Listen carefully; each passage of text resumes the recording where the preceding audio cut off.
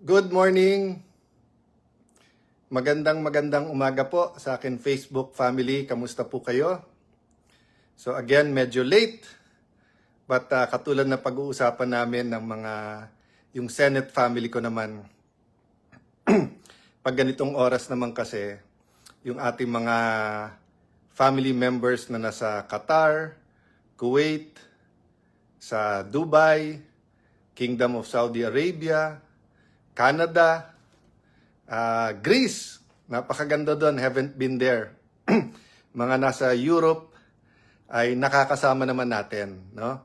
So ito po ang CIA 365, Cayetano in Action 365. We discussed issues that are very relevant and close to our heart. GJ from Israel, Shalom. Archie Ang, magandang umaga sa iyo. Francisco Richard, ayan, from the United Kingdom. Marie Angeli Morante, Winstoni Palomaria, from Finland. Ayan, from Finland naman.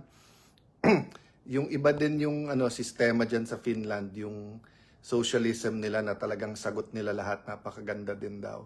Maayong buntag sa kaninyong tanan sa mga taga Davao, Mary Angeli Morente, good morning sa inyo.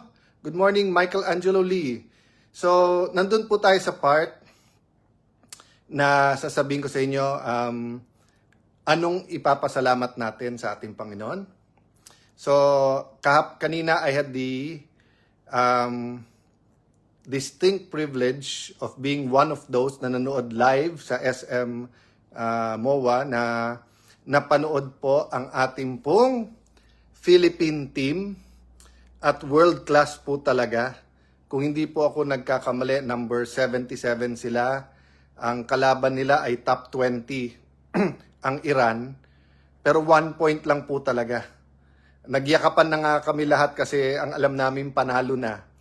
Kaya lang nagkaroon ng challenge. So from 2018, 5th set, volleyball po to, men's world championship po, world championship. So pagka World Championship po or yung mga international competition, sinasama po nila yung host country. But usually po, lalo kung mababa ranking ng host country, ang ginagawa po ay pinapalaro and then for experience and then yung honor. Pero yun nga, ginulat tayo ng pusong Pinoy talagang blessed ng ating Panginoon, ng ating mga players, ang coaching staff. So tonight, I want to thank God for them. Bawat isang player at yung coaching staff, no? I want to thank God for all the people who worked with this player. So nakikita natin kasi pagka may victory na eh. Pero years of hard work yan, may neglect pa talaga kasi, of course, the past, 15 years, iba ang dating ng volleyball, talagang growing, grabe na yung mga fans, tapos dati kasi para basketball. But syempre, yung women's volleyball ang mas commercial sa ngayon, no? Pero pinili yung ating bansa, single hosting po to, ibig sabihin isang bansa lang, lahat ng teams nandito at grabe po yung sana mapanood nyo kahit nasa internet po kung kung walang replay sa TV, but talagang makes us proud at kanina niyakap nga ako nung pangulo, yung worldwide pangulo ng International Federation si Fabio at sinabi niya something like, it's an amazing team. Make sure you send them to international competition. So, kita niya talaga yung potential, di ba? Pero yun nga problema natin sa Pilipinas, kapag ka nanalo na, nandun ang lahat ng suporta. And ako, guilty din ako noon. Hindi ko nasasabihin na lahat tayo guilty. Bakit? Unang-una kasi marami talagang sumusuporta.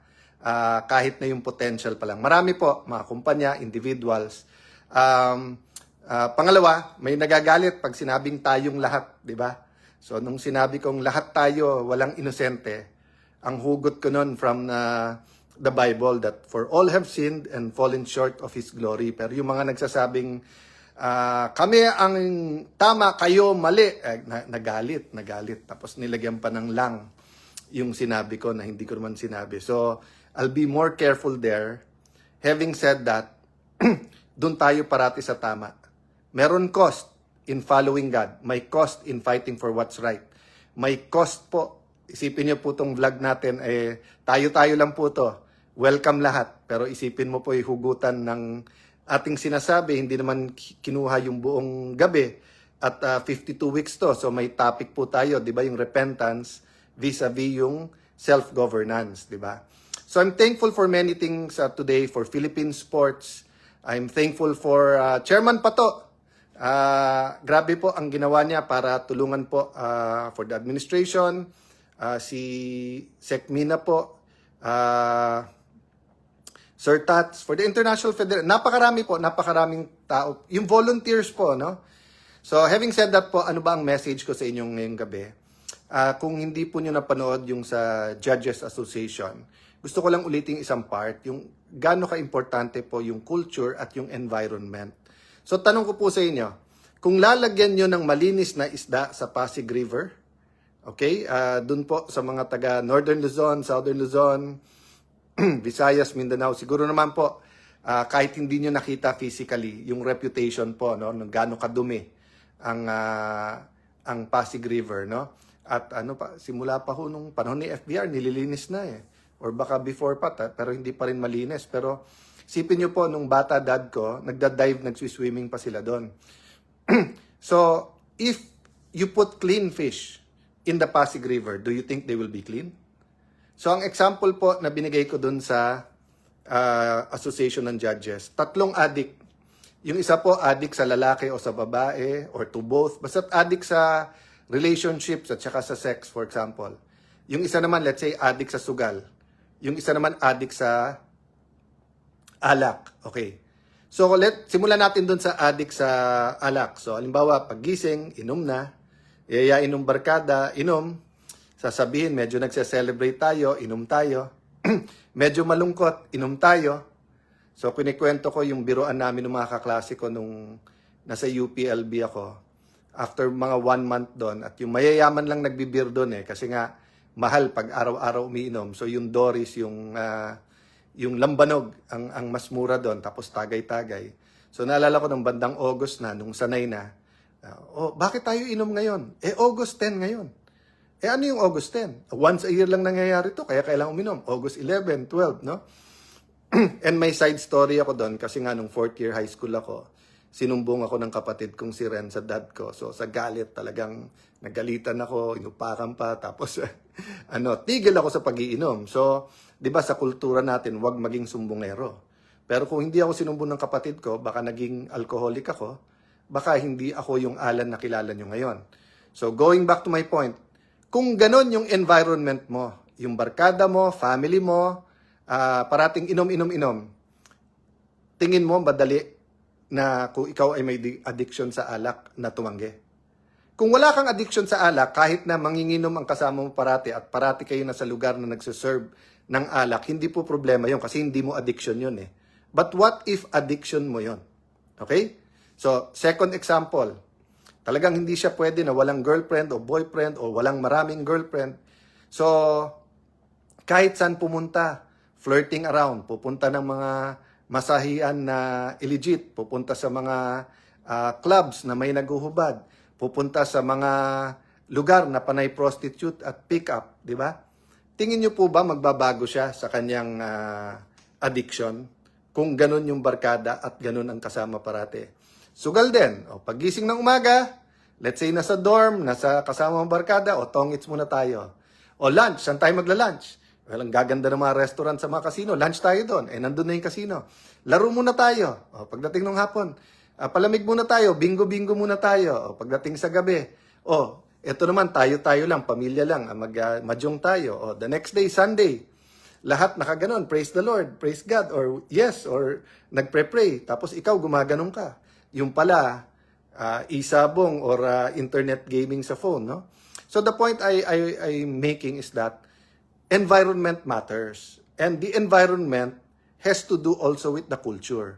So, kung ang isang bansa ay addicted to corruption, no? Addicted in the sense that it's a 100-year, 200-year problem, palipat-lipat lang, kung hindi sa fertilizer scam, napupunta sa sa mga electronics or sa mga software na pupunta sa flood control. Tapos lahat ng permit kailangan may lagay, BIR kailangan may lagay. So pagka ganun po yung sistema natin, tingin niyo po ba sapat na yung magre-repent lang? Yan yung pinag-uusapan na rin controversial ha. Ang ibig sabihin ng tunay na repentance, yung deep conviction sa puso mo na mali at magbabago ka. Kasunod nung deep conviction na yun, ay restitution syempre. Pwede ba naman yung ninakaw ko, kotse mo? Tapos sinabi ko, mali talaga. Syempre kasama dun isosoli ko. Tapos kasama din doon kung may parusa. Di ba? But ang point ko po, kahit kasama yung restitution at saka yung kasama po yan sa repentance, no? Ang question, pag natapos, ano yung atmosphere na saan ako? So kung ibabalik mo ko sa isang kumpanya, o lalagay mo ko sa kulungan, pero sa kulungan lahat nagnanakaw din, magbabago ba tayo? Di ba? So ang hinahanap po natin ay hindi lang kung paano i-diffuse yung situation, hindi lang paano bumango, or maging kandidato sa 2028 kasi marami pong aminin natin katotohanan, pumoporma, anti-corruption, gusto maging anti-corruption czar, kasi nga corruption na naman ang issue, di ba? Pero naghahandog ba, nagbibigay ba ng tamang solusyon? I don't believe that there's one person or one party that can give the solution. But I do believe that God has a solution and has a strategy. And kasama nga doon yung sa strategy na yon, yung 7 bundok or 7 mountains of culture or influence, no? The family, the church, government, business, health sector, the education sector, and yung media. Media is both journalist at saka yung pong journalist po at saka yung entertainment. Some they add science and technology. So, depend yung iba, 8 mountains or 8 pillars of society or 7 pillars or mountains of culture. So, I'll discuss that later on. The point lang that I want to make is that yung seed maganda, pero kailangan yung soil maganda din. Di ba?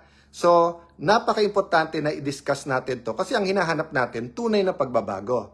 Change that leads to transformation. Hindi yung takot ako may nangyayari ngayon, kaya magbago muna tayo. Kaya, nahuli ako, sorry. Pero wala talagang repentance. Sorry lang yon, di ba? So guys, pag-isipan niyo po to. Kasi papasok tayo sa weekend. Weekend, usually, mas relax tayo ng konti. But this weekend is a weekend of protest. So kailangan pag may protest, meron din tayong vision of a better tomorrow, a better country, a graft-free, a corrupt-free country, di ba? So yung di ba, so halimbawa, nagpro-protesta ako mababa sahod. Kailangan alam ko kung ano yung sahod na tama. 'Di ba? Kasi kung magpro-protesta lang ako ng mababa sahod, magkano ba sahod mo, Alan? 500. O sige, bigyan na kita ng 600. Pero para mabuhay, kailangan mo pala 800. 'Di ba? So kailangan may vision or kitang-kita natin kung magkano. So again, guys, you're free to disagree, you're free to add, to discuss. Hinihintay ko dito pag kayo nagko-comment at try kong basahin, but you're not free to distort, to twist, or to use our conversation and video para manira lang. If you disagree, go ahead, disagree. Sabihin nyo. Kung may mali ako sinabi, sabihin nyo. Erev, Shalom, watching from Israel. Marami po tayong mga kababayan dyan. Praying for the whole region po. Ha? Assalamualaikum sa mga kapatid natin Muslim. No? So we're praying for the whole region, for talagang yung understanding, peace. At syempre, yung mga Pilipino, naghahanap buhay lang. Pero mahal na mahal nila Pilipino wherever they are in the whole world. Jinx Malyao, watching from Illinois. Ayan. Maraming taga, ngayon, Israel. Si Rosas de Castro. TJ Shongdi, good morning. Shout out naman daw, sabi ni Mark de la Cruz. From, ito naman, anong pangalan po? Ang kasama natin from British Virgin Islands. Yan. John Hison Romano, good evening sa iyo. Shields Dizay, ayan, nasa Kingdom of Saudi Arabia. Frin Latigo, last na to, Hakuna Matata, ayan. Hakuna Matata po is the carefree philosophy. Samahan natin yan ng Carpe Diem. So, carefree philosophy pero seize the day, di ba? Ayan. Good morning, ingat po. Shout out from Aman, Jordan. I had the privilege of going diyan twice. At napakaganda, no? Actually mabait ang ang hari ng Jordan. I had the privilege of accompanying President Duterte and having interaction. Very, very interesting po. Actually po, para sa ating pong mga Christians, tignan nyo po yung side ng Jordan River from the Israel side and then from Jordan side. But talagang, it's a holy place. So, pag-pray po natin yung buong region. Good night, good morning. God bless you all. Pag-pray nyo po kaming lahat this weekend. Maghanda po, different kinds of protest. Pero, unang-una sa lahat, submission sa ating Panginoon. Yung ating pong saloobin, ialay po sa ating Panginoon. God bless you po. Good night po.